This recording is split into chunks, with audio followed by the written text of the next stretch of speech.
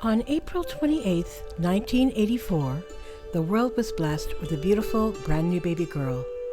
Sarat Colling would have turned 42 today, but we lost her last year on May 16th when she sadly passed away from complications due to the mental disorder known as schizophrenia. While even Sarat's enormous heart, her brilliant mind, and her courageous will were unable to defeat this devastating illness, she will indeed be forever remembered and celebrated for those amazing gifts. On Saturday, April 25th, 2026, Sarat's family hosted a beautiful celebration of life for her on Hornby Island.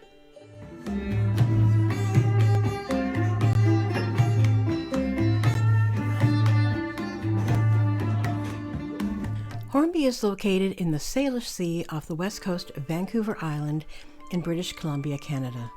Loved ones gathered, both in person and virtually, to celebrate the life of this remarkable woman.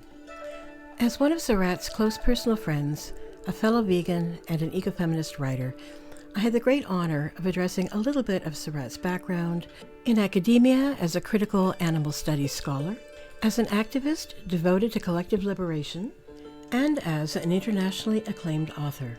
Tributes from other animal rights colleagues of Sarat's around the world really accentuated her profound impact, particularly through the publication of her seminal work, Animal Resistance in the Global Capitalist Era.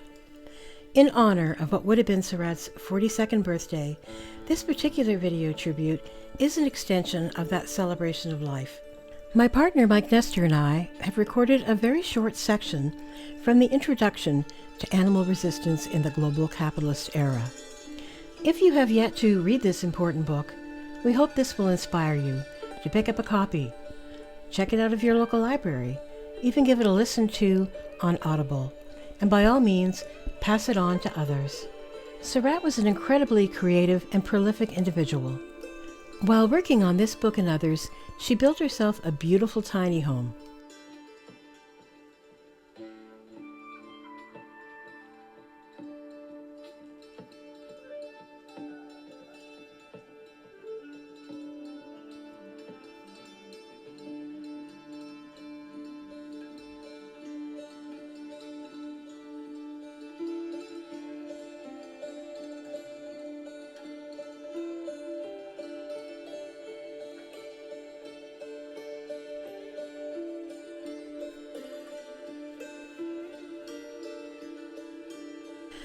Sarat was also an excellent photographer.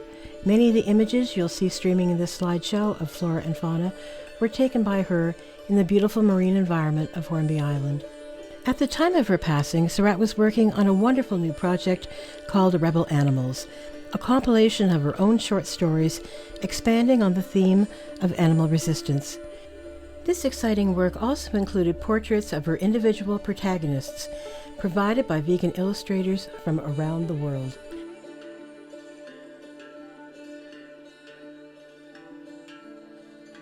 Always up for yet another creative challenge, Sarat had recently decided to see if she could turn her own love of drawing into a more professional skill set, and had begun taking classes online.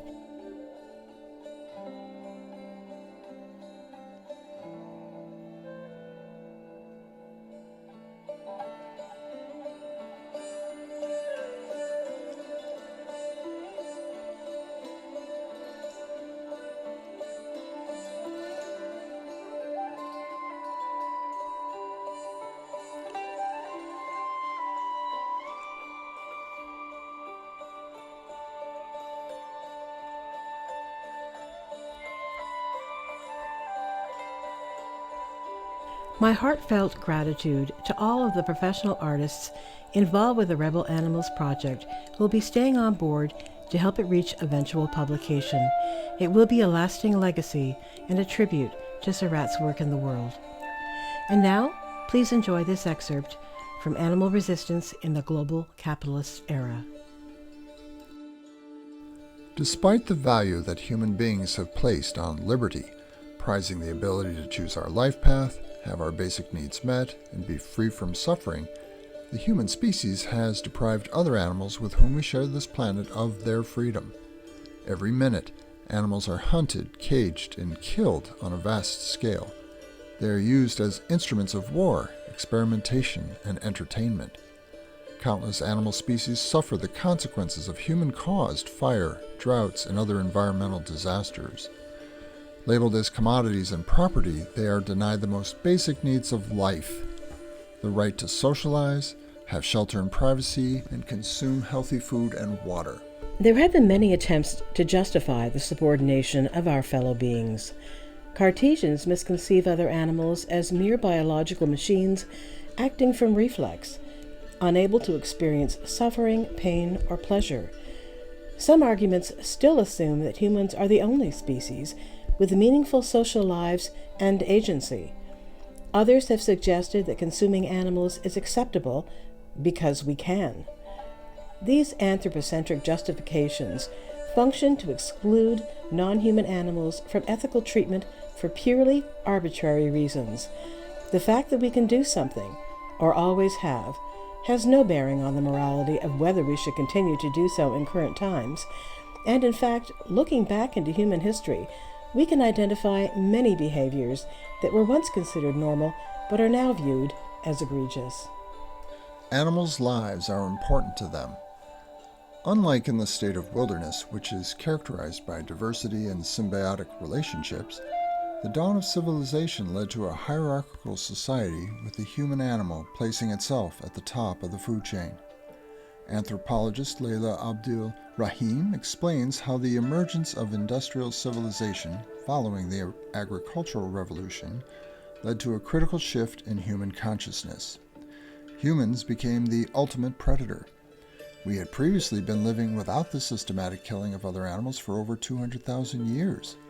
But with the decline of egalitarian societies and the move from a gathering-hunting economy to an agricultural society, the concept of property emerged. Capturing and confining cows, sheep, pigs, camels, and goats enabled a powerful minority to elevate themselves above others. Departing from the view that humans were just one organism among many, humans began to view themselves as an exceptional, civilized entity. Not only were we separate from other animals, but also above them and capable of domesticating, colonizing, and commodifying sentient beings. Domestication, colonization, and capitalism shaped contemporary human and non-human animal relationships. The domestication of animals, generally thought to have begun between 10,000 and 8,000 BCE, eventually paved the way for global domination by Europe. Colonization depended on animals' labor for militarization, slaughter for rations, and grazing to expand the range for land appropriation.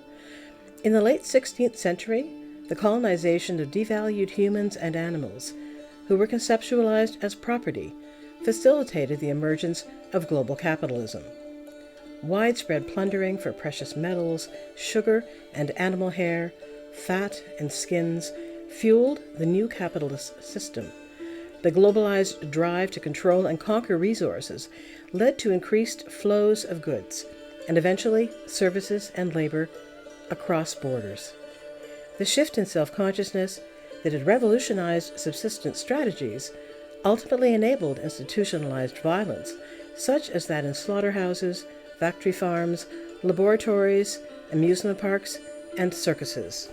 It is within the context of human domination that the phenomenon of animals' social and political resistance against human oppressors emerges.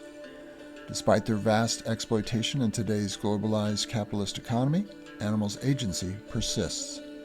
Captive and free-living animals have resisted for as long as humans have oppressed them.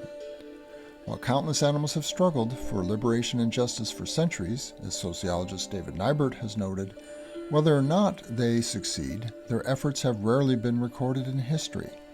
This book contributes to filling this gap by recording animals' resistance, placing non-human animals at the center of their liberation struggle.